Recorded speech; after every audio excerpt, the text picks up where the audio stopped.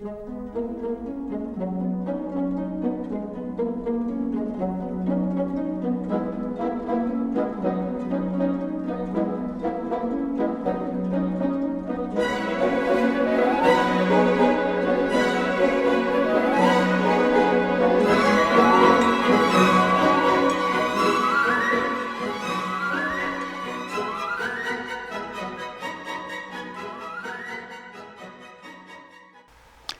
everyone, welcome to the Jacksonville History Show, brought to you by the Jacksonville Historical Society and the University of North Florida's Communications Department. I'm Harry Reagan. Our guest is Charles Scriven.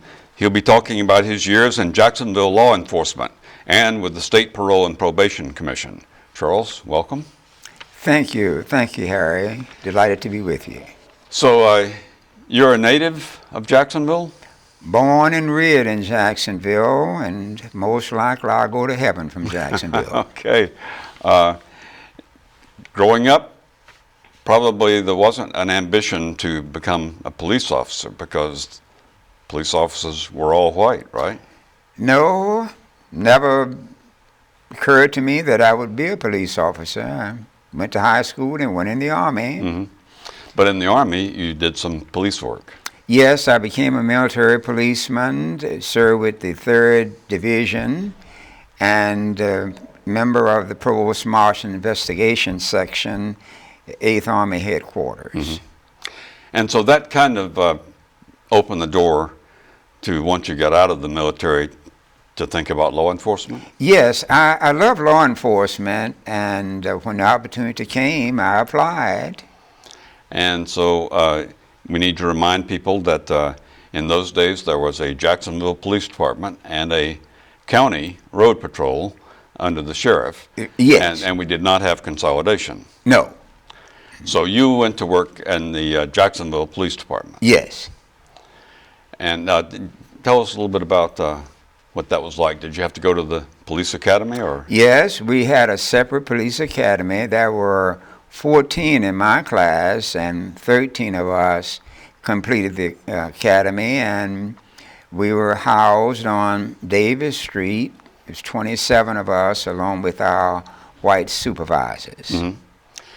And one of the important things that we need to explain is that we had black police officers, but they could only do certain things.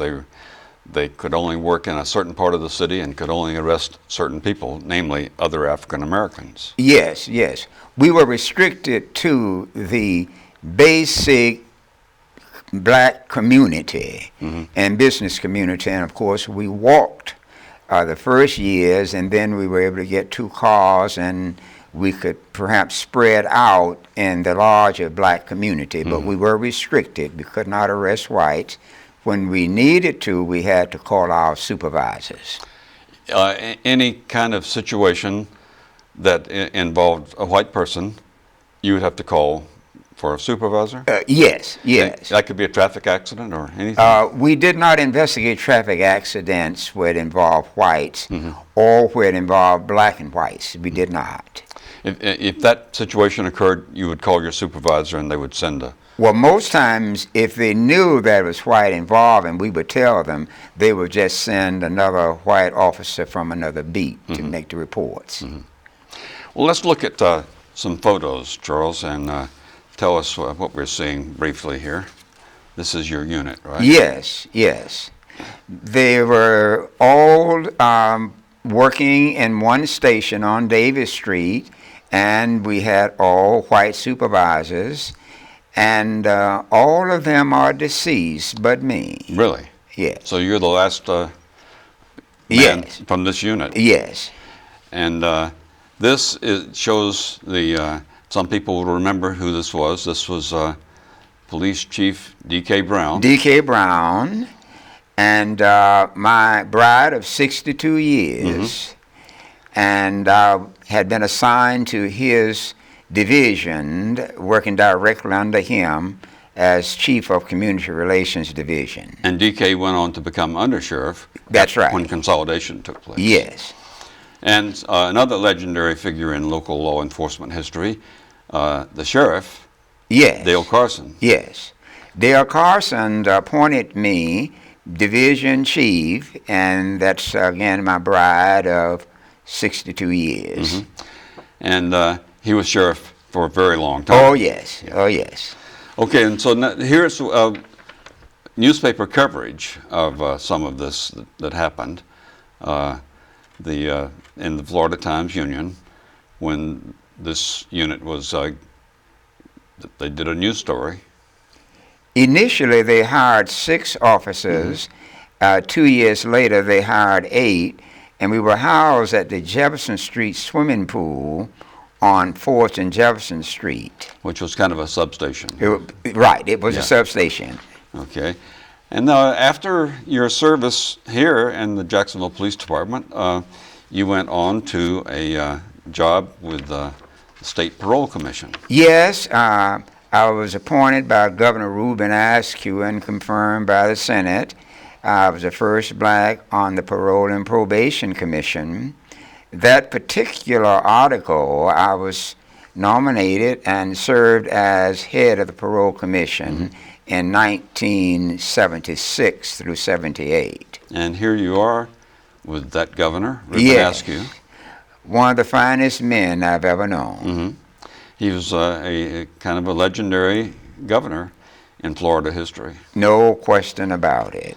And we're looking here at a younger time, earlier time in your life. Oh yes, high school, At Stanton? Stanton School, and everybody in Duval County went to Stanton School. That was in 1951. I played in... All black children. Yes. That was the one school. Everybody went to Stanton High School, the only school. And another important part of your life, later there was a lawsuit concerning the Parole Commission. Yes, I sat on the Parole Commission for 12 years, and part of the privilege, once you leave as an active member, you then become eligible to serve as an interim commissioner when a commissioner is out or there is a special need. And for several years I was not chosen, and so it took a lawsuit to make that happen. It took a lawsuit. Yeah. And another photo, this is an important part of police work. Powell. Yes. In 1957, the black police officers had then what we call Police Athletic League, and we were restricted, of course, to signing boys in the black community.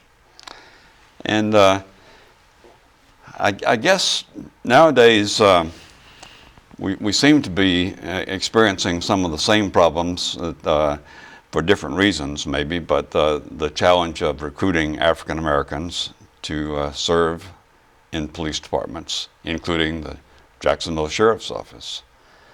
I wonder what your thoughts are nowadays. If you talk to someone, some young person, you would advise them to go into law enforcement or not? I certainly would. One of the best careers for any young man. But you would maybe caution them, and maybe explain them a little bit about your history in law enforcement and the segregation that existed when you started out. Well, the challenges that I had were more social than part of the Southern tradition, and they won't be facing those kind of challenges. The problem, of course, is the community in which they live, and in many communities, you still have the problem of identifying the police department as the enemy. But it's one of the best careers any young man could have, and especially if he's Afro-American. And I think there's been a lot of progress, we would have to concede. And the police department today, Jacksonville Sheriff's Office and elsewhere, does look more like the community that it serves than it did when you started. Yes, yes.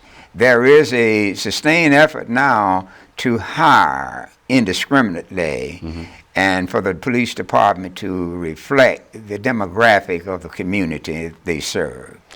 Now, going back to the days when you started, you were restricted in what you could do. African American officers served in a particular area, could not arrest, could not write tickets where white people were concerned.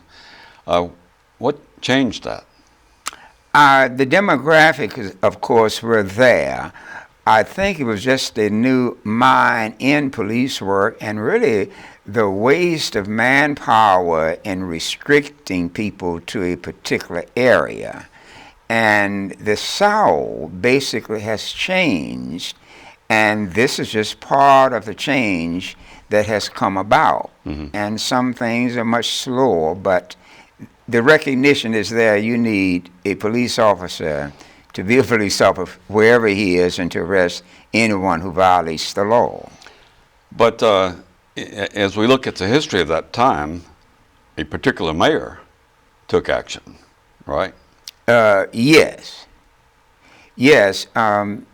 Commissioner at that time, the mayor at that time was Lou Ritter. The mayor and also police commissioner. Right.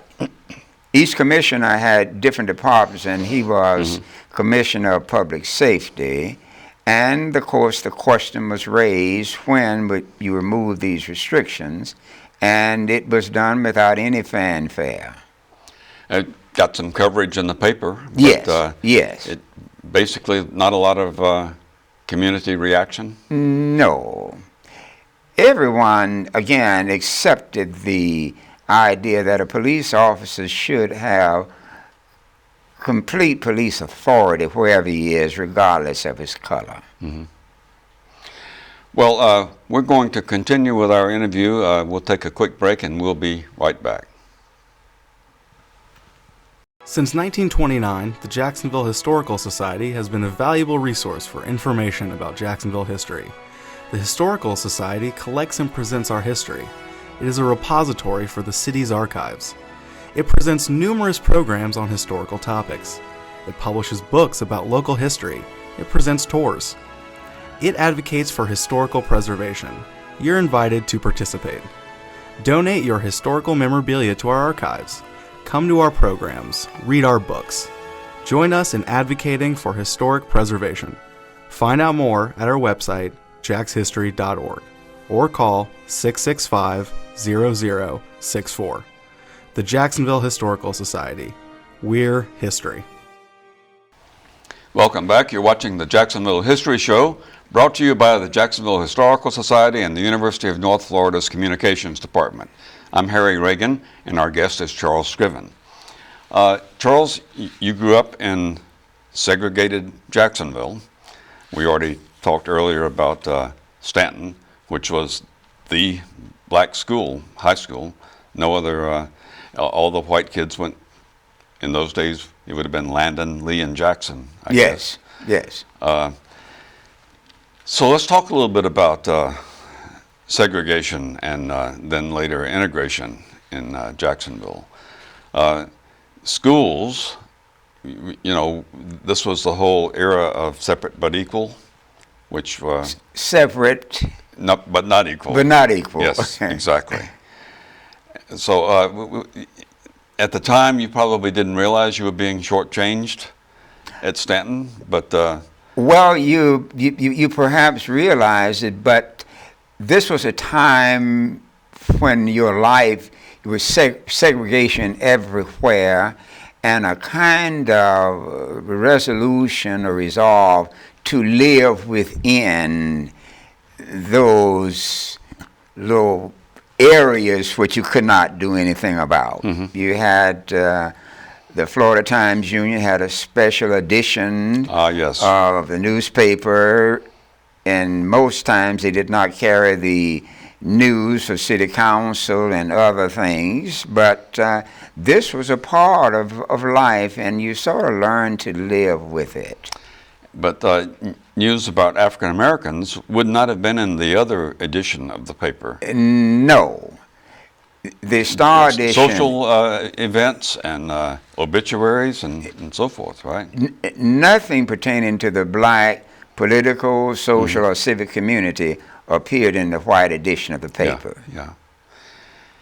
What are your some of this started taking place when you were doing military service, and you probably experienced more racial integration there than you had experienced in Jacksonville. Not until the later years, President Truman integrated the Army, and all the troops in the South went north and west, and those in the west came south. And we had integrated barracks, but the practical side of it took some time. You can take a person from one area by law, but it's still another practical thing, which takes years to get to know and understand different people. Just in terms of daily life, schools would be one obvious kind of segregation. What else would you recall as something that, as you look back on it, seems kind of hard to understand? Well, everything was segregated. Even when you went downtown, there were certain stores. Lunch counters? Oh, yes. Well, you didn't even think about that. All right. But they had certain department stores downtown where you felt that you were in the wrong place. And your area was just about Broad Street. That's where your community ended. And there was... you know, one of the things that happened, I think, that had an impact on all this was consolidation. Consolidation definitely had an impact in terms of law enforcement, but we became one city.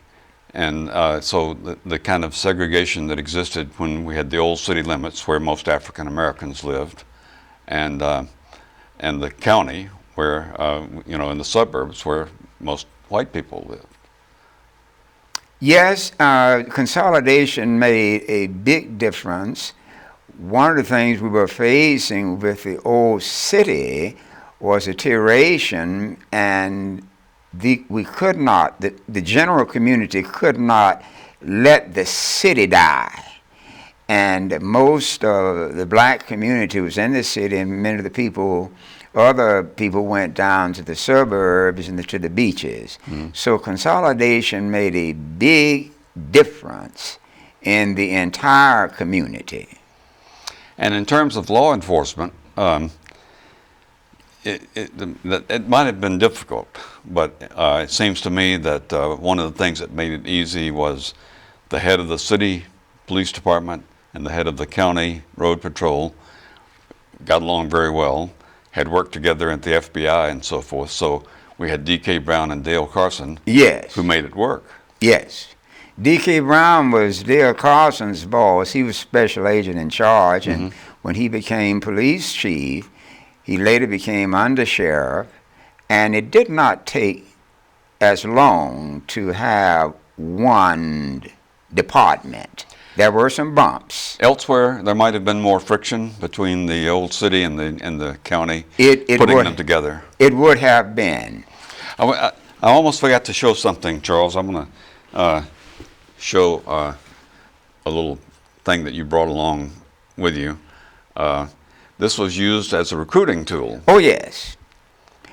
One of the things, black police officers were still pretty hard to recruit, and this is one of the things we used when we went in the city and tried recruiting black officers.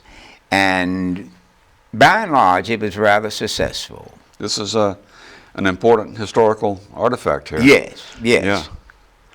Well, thank you very much, Charles. I've enjoyed our conversation, and thank you for watching.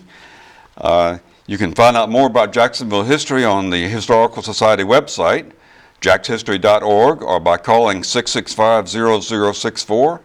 And until next time, we're history.